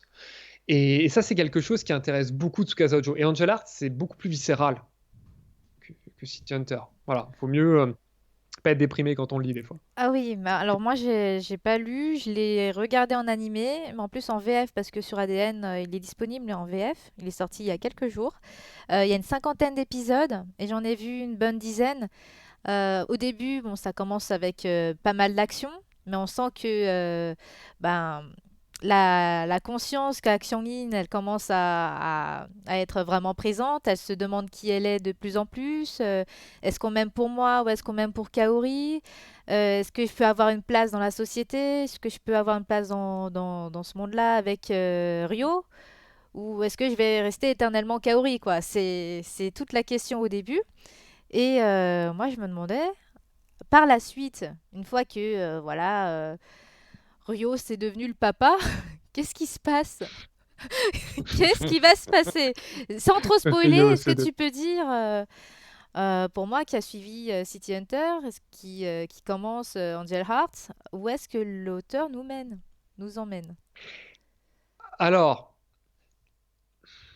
c'est une question qui est hyper compliquée parce que, grosso modo, la question c'est comment on échappe d'une part de son passé criminel, voilà, de sa jeunesse manipulée pour l'héroïne, hein, Xiang Mm. Ying. Ça, c'est la première ligne qui va être développée, puisqu'après, elle va retrouver un ancien de sa team d'assassins, Oui, etc., qui va bosser au Katsai. Donc, il va y avoir ce côté-là. Donc, il y a la relation père-fille, comme tu dis très bien, mais quelque chose qui dure vraiment jusqu'au bout. Il y a surtout, pour moi, le sujet central, c'est jusqu'au bout le deuil de Kaori, qui est le sujet central de l'ouvrage, hein. mm, Parce que Rio, voilà, comment il va accomplir son deuil, comment il va pardonner aussi aux autres, etc. Et puis, il y a un peu le retour de, j'allais dire, de la mini-compo quelque part, puisqu'il y a le personnage du caméléon qui va structurer la fin de l'ouvrage, qui est pareil, on ne sait pas si c'est un homme, on ne sait pas si c'est une femme. C'est quelqu'un qui voue une haine viscérale à Rio et donc à mm. Xiangling par la même occasion, et qui va essayer de leur faire du mal. Et toute l'histoire, ça va être comment ne pas succomber à la haine de ce type-là. Voilà. Ok. Donc, voilà, sans trop spoiler, c'est vraiment Ok. ce côté tendu. Mais c'est beaucoup d'histoires indépendantes, quelque part, sur des sujets d'acceptation du deuil, acceptation de la mort, comment on se relève, etc. C'est pas méga feel good, mais.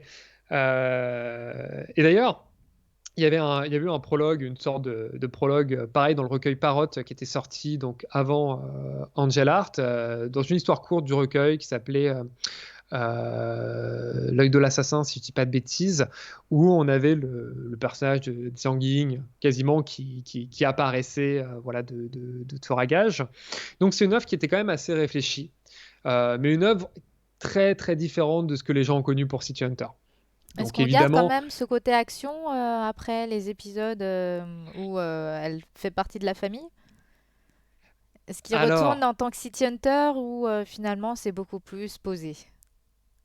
c'est quand même beaucoup plus posé. C'est-à-dire que pour moi, c'est quand même plus une œuvre à lire malgré tout qu'à voir. C'est-à-dire qu'il faut mieux avoir lu quand on voit l'œuvre. Parce que c'est une œuvre très lente sur les sentiments, etc. Et les épisodes, forcément, c'est moins City Hunter, donc c'est un petit peu moins dynamique. Et puis de la même manière, la musique est pas la même. C'est-à-dire que la musique la plus connue, à mon avis, c'est le premier opening, c'est Finally de Sowelu. Sowelu qui avait aussi chanté d'ailleurs, je crois que c'était le quatrième opening, il me semble, ou ending, je sais plus, de Full Metal Alchemist. Hmm. Donc qui est sympa, mais pareil, il n'y a pas eu un énorme succès au Toporicon. Donc on a une série qui est un peu dit, voilà, à mon avis, qui doit se lire vraiment, il faut lire le manga absolument, et après on regarde la série. Mais il faut vraiment lire le manga. C'est c'est la Hmm. priorité. Il est d'ailleurs en combien de tomes, tu le sais? Je crois que c'est 33, si je dis pas de Waouh! C'est bêtises. quand même sacrément long. Je pensais pas. Ah oui, Ouais, ouais, si je dis pas de bêtises, c'est 33. Il y a eu deux publications ok. Ah oui, distinctes. c'est Bah, une c'est série finie. quasiment. c'est quasiment comme ouais ouais c'est oui oui c'est quasiment comme City Hunter. City Hunter ça doit être 36 au Japon, 37 en France je crois, mais alors j'ai ça de mémoire. C'est quasiment kiff kiff hein. Mais ouais non non c'est un très très beau manga, très mature. Alors qu'il y a eu des adaptations. Il y a eu notamment il y a eu des adaptations en drama, etc. Il y a eu différents trucs. Mm. Mais c'est vrai que c'est pas. Enfin, je veux dire, City Hunter Angel Art de manière générale, hein, adaptation en drama, en animé, etc. Mais c'est vrai que c'est toujours City Hunter qui a pris le lead. C'est-à-dire que très peu, in fine, je pense que très peu de gens ont lu Angel Art malgré tout. Enfin, ça a eu une belle côté de popularité, mais aujourd'hui, moi, je le vois, les gens autour de moi, ils connaissent City Hunter au Japon plus qu'Angel Art, clairement. Euh, Mm. c'est quand même, ouais, c'est quand même une œuvre hyper particulière. Et puis, c'est finalement, il va tirer sa révérence de mangaka avec Angel Art Mm. puisqu'ensuite il va fonder euh, un concours international qui s'appelle Silent Manga Audition et qui est un concours génial puisque c'est du manga muet. Euh, C'est vrai qu'il aimait c'est plutôt ça, tu vois, les Tom and Jerry, il aimait le fait que les ouais, personnages ne parlent pas et qu'à un moment donné, il y avait la version où ça faisait parler les personnages et là, il s'est dit, bon, en fait, c'était beaucoup mieux en muet, quoi. Parce que tu peux ouais, mieux interpréter les choses, tu peux t'imaginer des dialogues, tu peux t'imaginer un caractère chez les personnages, alors que s'ils parlent, bah, tout de suite, ça leur donne un ton que t'as pas forcément envie d'avoir. complètement. Et en plus, lui, son idée, c'était de faire que tous les pays au monde puissent participer. C'est-à-dire qu'on a Mm. des gens du monde entier, même de France, etc., qui participent parce que c'est du manga, comme tu dis, muet. Et il peut lancer des carrières dans tous les pays du monde. Donc c'est vraiment, il a ce C'est côté super. passation. C'est quelque chose de très beau. Et il en a fait un film, Angel Sign, où il a pris quelques histoires sélectionnées du concours. Lui, il a fait le prologue et la fin. Et donc, ils en ont fait un film qui avait été présenté notamment au Festival de Bangkok, etc. Euh, il n'a pas été très très vu, mais ça a été un petit peu ça. Voilà, on va dire que ça lui a permis de se remettre le pied enfin, pas de se remettre le pied à étrier, mais d'essayer sa grande passion, la Oui, réalisation. bah on sent que là il fait ce qu'il aime, hein. Que ça ait du succès ou Ouais, pas, il fait ce qu'il kiffe le plus et c'est tant mieux. ouais. Parce que le gros souci qu'il a eu, mais comme beaucoup un peu de mangaka, on va dire, avec une belle stature, etc., c'est de confier à des jeunes un peu expérimentés, voilà, sur lesquels il peut avoir un peu la mainmise, bah, des spin-offs. Mm. Et les spin-offs ne sont pas de la qualité de l'original, il faut être très honnête. Quand on voit le spin-off qu'il y avait eu de Cat's Eye à l'époque, qui était Cat's Eye avec le jeu de mots Eye, le nom de la petite sœur, déjà le jeu de mots, c'est un carton rouge direct.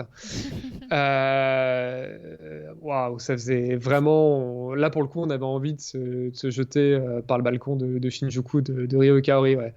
Et pareil, il y en a eu d'autres. Bon, il y a le City Hunter Rebirth. Qui est publié aussi par Kiun en France, Mm. qui est un isekai, donc transféré dans un monde pas.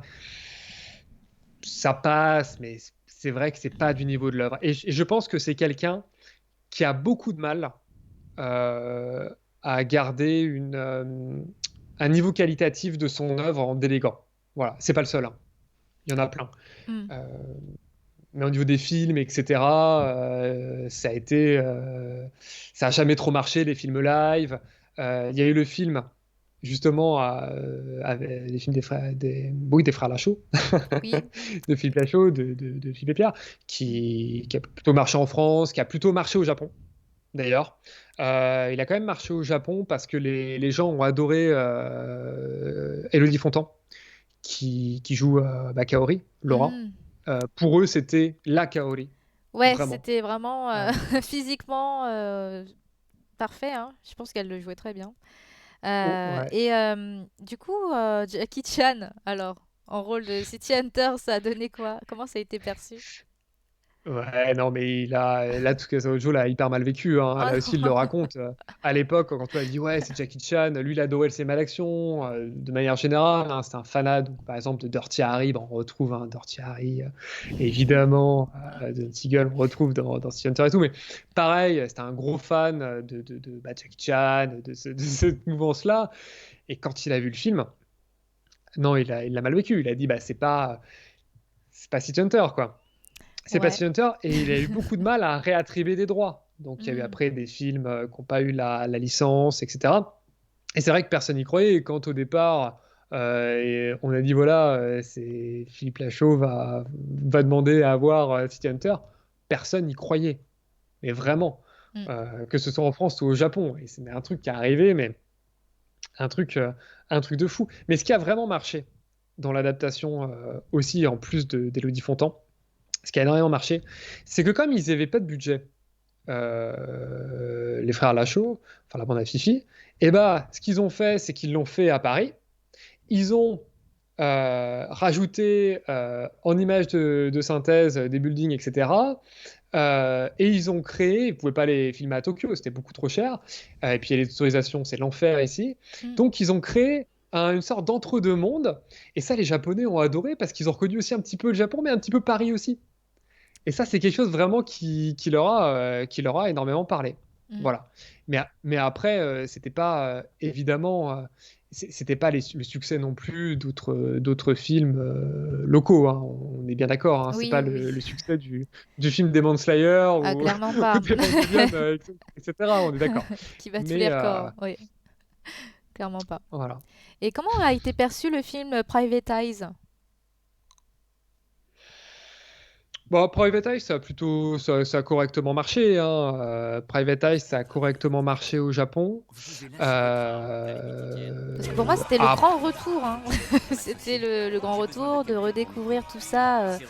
En plus, en France, c'était sorti même au Grand Rex. Il y avait une avant-première dans les salles de ciné avec tous les fans de Nicky Larson, hein, pour le coup, parce que la VF façon Nicky Larson, c'était aussi incroyable. Et moi, j'ai vécu la séance comme ça. Et bah, dans la salle, j'ai été allée avec mon frère. Bon, ça nous a rendu hyper nostalgiques et on a conservé tout l'humour bah, du dessin animé de l'époque. Et je pense que tous les fans d'ailleurs rigolaient aux mêmes blagues parce qu'ils ont gardé les mêmes. Et moi j'ai vraiment beaucoup beaucoup aimé ça quoi.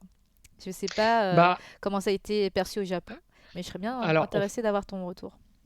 bah, si tu veux, il a eu des bonnes recettes, quand même. C'est-à-dire qu'il est arrivé devant le film Dragon Quest Your Story, que tu as peut-être vu, moi, qui est un Oui, film oui, oui, il que, était super. Mm. que je trouve assez sympatoche, et qui est arrivé devant le film Yokai Watch aussi. Mais après, il est arrivé, enfin voilà, il a dû faire un peu plus d'1 milliard de yens de recettes.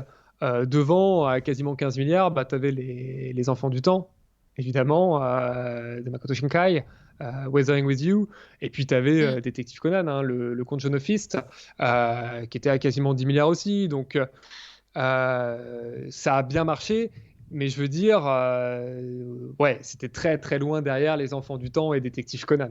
C'est... Ok. Mais après, c'était Kenji Kodama qui s'est occupé, qui a pris une recette classique, hein, voilà, des films, action. On voit les Katsai. Mm. Il y a un lien qui est fait Oui. direct Mm. entre les deux mondes, donc ça a bien plu. Et puis pour la version française, on a Vincent Ropion qui reprend le doublage. Vincent Ropion et Daniel Doué. Il faut voir que Vincent Ropion aussi avait doublé pour Angel Art, donc le doubleur historique, Oui. mais qu'ils n'avaient pas repris Jean-Paul Césari cette fois pour chanter le générique, Ah, alors qu'il dommage. était très chaud, d'après ce qu'il m'avait dit. Et voilà, donc non, non, le film a bien marché. On a eu des animateurs talentueux comme Ken Artaud, etc., qui ont travaillé dessus. Donc, non, non, c'est un film très sympa, c'est un film popcorn, quoi. Voilà, c'est un film Ah très ouais, c'était sympa, très popcorn. agréable à regarder, en tout cas, en tant que fan de bah, Nicky Larson, pour le coup, parce que comme je l'ai vu en VF et que bah, le film, je l'ai vu en VF et ils ont gardé la même recette, c'est pour moi un film super à voir. Et en plus, tu te dis, après avoir vu un animé qui date quand même, bah, c'est toujours cool de te dire, avec les moyens de nos jours, à quoi les personnages ressembleraient. Finalement, je préfère tout de même le style de l'époque. Je trouve que ça avait plus de charme, mine de rien. Ah, bah ça c'est vrai que je vois dans le chat quelqu'un dire que le film est bien mieux que le film Broly. Mais tu, ouais. Je pense qu'une bonne partie de l'humanité est meilleure que le film Broly aussi, mais que, que Dragon Ball Super en général. Mais ceci mis à part, non, non, ça a bien marché. Mais il faut voir qu'aujourd'hui, en fait, c'est une franchise qui n'est pas forcément connue des plus jeunes au Japon. Faut être honnête là-dessus. Mm. Moi, tu sais, quand je vois mes étudiants en début d'année, et que je leur dis, alors des fois sur une centaine d'étudiants, hein, de première année au quatrième année, donc des japonais évidemment, euh, qu'est-ce que vous avez vu comme animé? Et je leur cite des noms. Et je peux te dire que c'est la seule fois cette année sur les 100 personnes, il y a eu une fille qui m'a dit, bah moi j'ai fait mon année d'échange en France il y a 2 ans, qu'avant le Covid, et j'ai découvert un animé qui s'appelle Nicky Larson, Oh une non. japonaise. Oh non! Et j'étais Sérieusement, une là, japonaise qui te dit ça? j'étais là, je croyais qu'elle se foutait de ma gueule. Et non, non, pas du tout. Et de la même manière, quand je leur dis, mais même pour Evangelion, il n'y en a pas tant que ça qui l'ont vu. C'est-à-dire qu'aujourd'hui, il y a tellement Demon Slayer, il y a tellement Oh. SNK, donc l'attaque des Titans, etc., qui ont pris le dessus sur tout. Mm. Que c'est vraiment quelque chose de fou. Ça a tout bouffé, clairement. Avec quelques Waouh. licences un peu émogotes que je connais moins ici. Ouais, Mais ouais, mais c'est fou. non mais complètement. Et il y a même d'autres grandes licences bah, qui malgré tout sont aussi en danger par rapport. Je parlais de Détective Conan, j'en ai beaucoup parlé, c'est un de mes Mm. projets en cours. Détective Conan, clairement, même lui a du mal à se positionner par rapport à ça. Parce que quand on va dans les combini, tu as toujours quelques mangas où tu peux acheter, bah voilà, c'est les gros du moment. Pareil pour les goodies, etc. Et les autres ont du Oh. mal Ah, ça me fait par mal rapport au à ça. cœur parce que franchement, c'est l'héritage, quoi. C'est un héritage japonais. C'est tellement culturel. Bah, déjà en France, tu vois, j'ai grandi avec cet animé. Je me dis culturellement, c'est un truc de fou. Ça m'a bercé, c'est nostalgique. Et puis, bah, c'est une œuvre japonaise. Donc, je me suis dit que qu'au fond, même les jeunes japonais, ils auraient entendu parler de ça. Que tu aurais les parents au moins qui disaient, bah, dans mon enfance, regardez City Hunter, tu vois. Non, c'est trop triste. Ah, Mais pour te dire c'est triste. le gap générationnel, j'ai même eu une classe où j'ai eu, et là je me suis dit, le gap est quand même chaud, où j'avais une dizaine d'étudiants et je leur parlais, en fait, moi je fais cours sur tout ce qui est culture populaire comparée entre la France et le Japon, Mm. et je leur parlais de Totoro. Euh, et même Totoro, je vois un moment qui me regarde en me disant, mais ok. Et grosso modo, ils m'ont regardé en mode, ouais, ouais, mais nous, on l'a pas vu celui-ci. Par contre, on a vu plusieurs fois le film Demon Slayer. Mais non! Et, et et c'est Oh vrai que, non! et en fait, on se rend pas compte. C'est-à-dire que les Français, et les Italiens, ont, je pense, une culture populaire japonaise qui est parfois beaucoup plus développée Ouais, en j'ai termes de l'impression. nombre de licences. Et c'est pareil pour le cinéma, d'ailleurs. Pour le cinéma, c'est la même chose. C'est-à-dire que le cinéma, bon, tu leur parles Mm. des films japonais, même Takeshi Kitano, il y en a beaucoup qui n'ont pas vu des Kitano. Ouais. Mais l'autre force aussi, je pense, c'est que l'attaque des Titans, tu vois, par exemple, je crois qu'il est diffusé sur la NHK, donc il y a beaucoup aussi de profs qui le regardent. Il y a beaucoup aussi de toutes les classes d'âge. Mais ouais, ça, Mm. aujourd'hui, c'est fou, ça bouffe tout. Donc City Hunter, il y a une nostalgie. Mais c'est plus une nostalgie pour les, je vais dire, 35-45 ans. Pour les boomers. Ouais, Comme dit le voilà. chat, on va Et, devenir des boomers. Voilà, c'est bon, c'est dit. exactement, City Hunter, c'est la licence. Mais, C'est pas. mm, mais en fait, je peux comprendre parce qu'il y a tellement d'œuvres japonaises au Japon qu'on n'a pas forcément exportées, qui doit être très connu là-bas, mais pas chez nous. Et bah, ils doivent en bouffer tellement au quotidien que, bah, en fait, je peux comprendre. Chez nous, oui, les films Ghibli, c'est incroyable. Ça a une renommée chez nous qui est folle, qui est nationale. Tout le monde connaît Totoro, Chihiro, Mononoke. C'est vraiment les trois films phares, je pense, les plus connus de Hmm. Ghibli. Même si mon préféré, c'est Le Hmm. Château ambulant.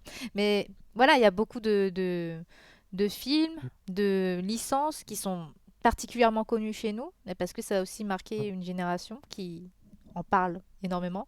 Et puis des plateformes de streaming qui se mettent à les diffuser aussi. Je trouve qu'on marche aussi au buzz chez nous. C'est que bah, on va en parler, on va dire oh bah il y a tel film japonais qui sort. Bah, tout le monde va dire c'est archi bien, c'est trop bien regardé. Tout le monde va regarder et propager ensuite la parole à d'autres générations. Donc même les générations jeunes aujourd'hui, je pense qu'ils connaissent en fait tous ces films de Ghibli. Et ils connaissent aussi les Demon Slayer, Attack on Titan, parce que ça parle énormément là-dessus, sur Ouais. tous les En réseaux, hein. fait, l'explication, quelque part, elle est assez simple. C'est que bah, on est dans une période, alors là c'est un peu plus l'universitaire à deux balles qui parle, mais vraiment dans une période d'économie de l'attention et de la pulsion. C'est-à-dire qu'on a de moins en moins de temps, même si là avec le Covid ça a un petit peu changé les choses, mais on a de moins en moins de temps. Et les journaux font que 24 heures, on peut pas tout lire, on peut pas tout voir. Et le marché il est saturé d'offres. Et au Japon, il est encore plus saturé qu'en France, parce qu'en France, à la limite, on voit des personnes, prenons des jeunes, si je suis trentenaire, je suis pas vieux. Mais quand on est jeune, bah voilà, on a Animal Crossing qui cartonne, on peut jouer à Fortnite qui bouffe quand même pas mal de place, regarder quelques trucs sur Netflix, ADN, Mm. et puis à la limite, on peut lire des mangas, etc. Au Japon, faut pas oublier une chose, c'est-à-dire que non seulement ils ont des énormes licences comme Monster Hunter, Monster Hunter Rise où ils jouent énormément, ils ont bah, Animal Crossing aussi qui est une folie, Pokémon, etc. Ouais, Dragon Mais Quest surtout, aussi. Ouais. Dragon Quest, mais surtout, ils ont Netflix. Sauf que le Netflix japonais, c'est pas le Netflix français, hein. Le Netflix japonais, c'est que des dramas. Avec des animés aussi, mais c'est que des dramas. Mais alors vraiment, les dramas, je pense que voilà, les Ouais, personnes ouais, connaissent ouais. les dramas, la Corée, tout ça, c'est que du drama. Et moi, mes étudiants, quand je leur demande ce qu'ils font de leur temps libre, mais vraiment une réponse sur deux, et c'est tout le temps ça, c'est Netflix. C'est une réponse sur deux, Netflix ici. On a d'autres plateformes et tout, mais Netflix, c'est vraiment une réponse sur deux. Donc c'est pour ça que City Hunter, bah, fatalement, il est un peu en recul aujourd'hui par rapport à ça, Mm. même s'il y a eu l'anniversaire, et c'est ça qu'il y a un décalage. Et c'est marrant parce que quand je voyais ça notamment hein, sur les forums chinois, quand j'ai sorti le bouquin sur Tsukasa Ojo, donc chez Pixel Love, Forever Tsukasa Ojo, eh bien il y avait des Chinois qui commentaient sur les forums en disant mais putain pourquoi désolé pour la grossièreté, il est 23 heures chez moi, pourquoi ça sort en France Tsukasa Ojo préfère les Français aux autres personnes. Il y a même cette idée-là dans d'autres pays que la France est mieux dotée par rapport aux Japonais en ce qui concerne Tsukasa Ojo. C'est-à-dire qu'on a quasiment tout ici presque, à part quelques traductions qu'on n'a pas comme Parlotte, etc. Mais on a quasiment tout. Et c'est pour ça qu'on a un regard un peu faussé, je Mm. pense, sur Tsukasa Ojo. Ouais, je peux comprendre ça. Parce que vraiment, il y a plein de. Tu sais, chez Pix Love, d'ailleurs, je trouve que le travail est vraiment remarquable. Et on traite de licences qui sont pas forcément très connues, mais qui ont marqué suffisamment de gens pour avoir des ruptures de stock sur des éditions limitées, pour avoir des gens qui vont aller sur le stand à la Japan Expo hors Covid, pour aller avoir sa dédicace d'un coffret SNK. Pas Shingeki no Kyojin. Avant ça, quand même, on parle de tout ce qui est jeu de combat SNK. Et bah, je me rappelle quand j'étais allée Japan Expo sur le stand de Pix Love pour la sortie de Samurai Showdown, Samurai Spirits. Bah, c'était vraiment un truc de fou. Et quand je vois maintenant que vous faites de plus en plus de livres, de biographies, pas seulement sur bah, des producteurs ou bien des compositeurs de musique de jeux vidéo comme Nobuo Uematsu qui est sorti chez Pix Love, je me dis mais c'est incroyable. Maintenant ça sort un bouquin sur Tsukasa Ojo, on a aussi Evangelion, on a Rumiko Takahashi. Et puis, c'est des livres. Chez nous, on a énormément de chance. Quand j'en parle sur les réseaux sociaux, sur Twitter, ça me sort. Mais et pourquoi on n'a pas un livre chez nous aux États-Unis? On n'a pas le même traitement. Comment ça se fait? Mais je trouve que cette passion-là qu'on a en France pour ces œuvres-là japonaises, ben, on est vachement récompensé. On a vachement d'œuvres à se mettre sous la dent parce que quand je vois que dans d'autres langues, ça n'existe pas forcément. Et je me dis, chapeau, chapeau à Pix Love de faire ce genre de bouquins qui en plus ont une bonne fanbase. Moi quand je vois ça, quand je vois le travail accompli, quand je vois la qualité des pages du livre. C'est un truc de fou. Déjà, c'est sur des choses qui me parlent beaucoup. Déjà, souvent, c'est sur des jeux de combat. SNK, c'est sur Nobuo Uematsu que j'aime énormément. Ça touche aussi à beaucoup de choses que j'aime. Et il manque plus qu'à faire beaucoup de Nier. Là, je serai au paradis. Donc voilà, merci. Hein, merci à Pixel Love, merci à toi hein, pour écrire ce genre de parcours. Tsukasa Audio, pour moi, c'était Nicky Larson, c'était City Hunter, Angel Heart, Cat Size. Et en fait, tout le à côté, j'ai pas suivi du tout. Et en regardant ton livre, en le lisant, je me suis dit, ah ouais, mais c'est aussi d'autres choses, hein, Tsukasa Audio, des livres, des œuvres que j'ai pas du tout lues, que je connaissais même pas de nom. Donc déjà, voilà. Un grand merci à toi pour tout ce travail accompli. Eh ben, écoute, c'est gentil. Alors, évidemment, là, voilà, je suis à l'oral, je n'ai pas forcément de notes, etc. Donc, il y aura plus de précision dans l'ouvrage. J'ai pu peut-être faire quelques petites erreurs, je ne sais pas, mais voilà, il y aura beaucoup plus de précision dans l'ouvrage. C'est bien carré et ça retrace bien, je pense, la vie de Tsukasa Ojo et en quoi c'est un mangaka à part. Et ça montre aussi un peu une vision du Japon, Mm. de son époque et de l'époque actuelle, pour les personnes qui s'intéressent au Japon, qu'elles connaissent ou pas le Japon, je veux dire physiquement.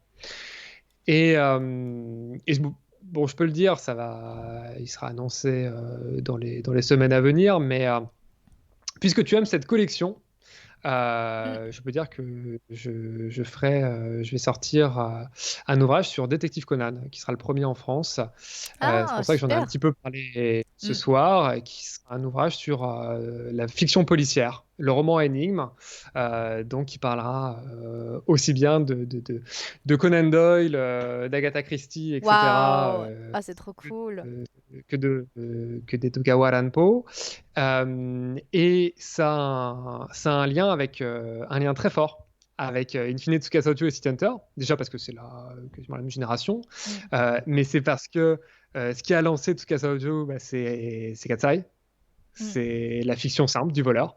Ce qui a lancé Gosho Aoyama, c'est Maji Kaito, c'est le kill insaisissable, c'est le voleur. Ensuite, il passe au détective Tsukasa Ojo et détective Conan. Il passe au détective aussi Gosho Aoyama. Donc, il y a des parcours très curieux, assez similaires, beaucoup de points communs. Et c'est finalement presque le meilleur héritier, en ayant un style complètement différent de Tsukasa Ojo. Complètement différent. L'héritier stylistique, c'est Takehiko Inoue, c'est Mm. Vagabond, etc. Ouais. Mais finalement, dans le policier, c'est lui qui a pris la place. Et c'est pour ça que toute l'équipe, une belle partie de l'équipe de l'animé City Hunter, original, Kenji Kodama et tout, est parti sur Détective Conan. Donc on a vraiment un parcours comme ça, un passage de relais assez fort. Et avant, évidemment, il y avait Lupin 3. Donc on a ce parcours-là, et aujourd'hui, on a cette fiction policière qui resserre les liens, hein, au niveau pop culture. Mm. Et c'est pour ça que ça plaît à la France. La France adore la fiction policière. On l'a vu avec Lupin, Oui. Avec la toutes les version. séries aussi, les films, on voit ce qui marche. Hein. Et chez nous, oui. Tout ce qui est policier, ça cartonne. Voilà. Donc, si les personnes, voilà, ça les intéresse, il y aura de belles choses, je pense, à lire, j'espère. Ah, alors du coup, ce serait pour quand? Ça va être pour l'été. Ça va être pour l'été, voilà. Donc t'es en plein Donc, dedans en fait. ah non, C'est déjà c'est déjà terminé? rendu, c'est en Waouh! relecture. Voilà, ça s'appellera L'énigme Détective Conan, une affaire de style, en hommage à Agatha Christie, qui est un de ses titres de roman. Voilà. Donc voilà. Ah bah, en tout cas, c'est vraiment génial. Tu es dans tout. En plus, moi, je t'avais eu au téléphone et c'était pas pour ça. C'était pour Soul Calibur. C'était pour autre chose. On avait parlé de plein de parcours, de plein de choses. Ouais. Et puis finalement, tu vois, jeu de combat, je te parlais de ma passion, mais là, ça a rien à voir. C'est vraiment incroyable de voir que tu avais un bouquin Tsukasa Ojo. Moi, j'étais pas au courant, tu vois. Je savais pas. Je savais pas, c'est ça qui est fou. C'est que, tu vois, on peut être amené à parler. Je te demandais plein de questions sur ta vie au Japon. Et puis là, tu as ADN qui organise cette entrevue ensemble. Et je me dis, mais je le connais, je le connais. Mais je pensais pas du tout qu'on allait parler de Tsukasa Ojo un jour. Voilà, le monde est tout petit. Donc c'est vraiment top de voir ça. Donc franchement, c'est super. Continue comme ça. J'espère Je qu'après te remercie. Détective Conan, on aura encore d'autres beaux ouvrages. Mhm. Bah, en tout cas, il y aura voilà, dans un futur MOOC Pix and Love, donc un article sur Soul Calibur. Haha, Tu as- hâte de voilà, voir ça. tu as participé. J'ai vraiment très très hâte de voir ça. Et puis, ouais, continue à faire du jeu de combat aussi hein, sur Pix and Love parce que ça marche bien déjà sur les jeux SNK. Si on peut en voir un peu plus encore sur d'autres licences, ce serait vraiment super top. Et puis, bah ouais, je trouve que chez Pix and Love, quand ça commence en plus à faire plus que du jeu vidéo et de faire de l'animation japonaise, à faire des biographies d'auteurs, de mangaka, c'est aussi super intéressant. Bah, j'ai découvert plein de choses grâce à tout ça. Et bah, je j'ai pas terminé ton livre, mais j'en ai lu au moins 150 pages. Et du coup, j'ai appris plein d'anecdotes hein, sur Tsukasa Ojo. Donc, ceux qui ont aimé ce stream et qui se demandent, ouais, je veux connaître toute la vie de Tsukasa Ojo, finalement, je veux avoir plein d'anecdotes, eh bien, sachez que le livre Forever Tsukasa Ojo, il est disponible aux éditions Pix and Love. N'hésitez pas à aller le checker. Et envoyer aussi un message à Pierre William, hein. Tu es sur Twitter pour dire ce que vous pensez du livre et de son travail. Ça fait toujours plaisir d'avoir des retours. Je pense que les gens, ils lisent. Parfois, on lit les choses, on regarde des choses, et puis on va en penser du bien, et puis on va complètement zapper de le dire, en fait. Et moi, j'ai beaucoup aimé l'écriture sur ce livre. Et en plus, c'est très facile à lire. Et c'est bien aussi pour ceux qui sont pas vraiment familiers avec les termes japonais. En fait, t'expliques tout. À chaque fois on va tomber sur un mot, euh, sur un mot qui est typique du langage japonais, mais qu'on va pas forcément le traduire, tu vas tout de même l'expliquer. Donc c'est vraiment très grand public. Donc n'hésitez vraiment pas à aller lire ça. En fait, je suis universitaire, mais j'écris pas du tout comme un universitaire, si ça peut rassurer les gens. Voilà, c'est c'est une écriture qui a pour but d'être fluide Oui, très et facile à vraiment lire. d'embarquer dans une balade. Voilà, une grande balade à Shinjuku à travers le Japon pour découvrir un pays Mm, aussi et surtout pour ceux qui ont jamais eu la chance encore d'y mettre le pied. ouais. Voilà. Bah, Pierre William, merci beaucoup à toi. Merci à toi. Je te dis bonne continuation. On va avoir ton fameux bouquin du coup sur Détective Conan pour cet été. Donc dès que Pix and Love en parle, dès que toi tu en parles sur Twitter, bah, on va relayer tout ça à fond. Et bah, hâte de voir les prochains ouvrages, hein. En tout cas, merci d'avoir parlé de Tsukasa Ojo ici avec nous. C'était plein d'anecdotes. Franchement, j'ai appris énormément de choses. Je pense que sur le chat également. Donc voilà, on te remercie vraiment infiniment pour ça. Merci beaucoup. Et je te souhaite vraiment bonne continuation et je souhaite le meilleur pour tous tes projets. Et bah c'est gentil, puis peut-être à bientôt au Japon, écoute. Ah bah J'espère que j'espère ça ouvrira les bien, frontières. j'espère que ça va ouvrir. Et comme ça, moi je viens direct, instant. Ça c'est la téléportation, hein. Je vais aller là-bas, mais super rapidement dès qu'il y a possibilité. Et bah, au plaisir de te rencontrer. On trinquera à Shinjuku. Du coup, pour fêter Avec ça, plaisir. carrément. Bah, merci beaucoup. Et le chat, je vous fais des bisous également. J'espère que vous avez appris plein de choses sur Tsukasa Ojo, sur City Hunter, Cat's Eyes, Angel Heart. Et n'oubliez pas que tout ça, c'est disponible aussi sur ADN. En tout cas, City Hunter, vous avez le film Private Eyes aussi hein, qui est dessus. Vous avez les 4 saisons. Vous avez Angel Heart, tous les épisodes en VF. Donc n'hésitez pas à checker tout ça. Un bon petit shot de nostalgie, ça fait toujours plaisir. En tout cas, retrouver les aventures de ces personnages qui sont mémorables, c'est toujours un grand kiff. Donc voilà, merci beaucoup Pierre-William, bisous au chat. Ciao ciao. Salut.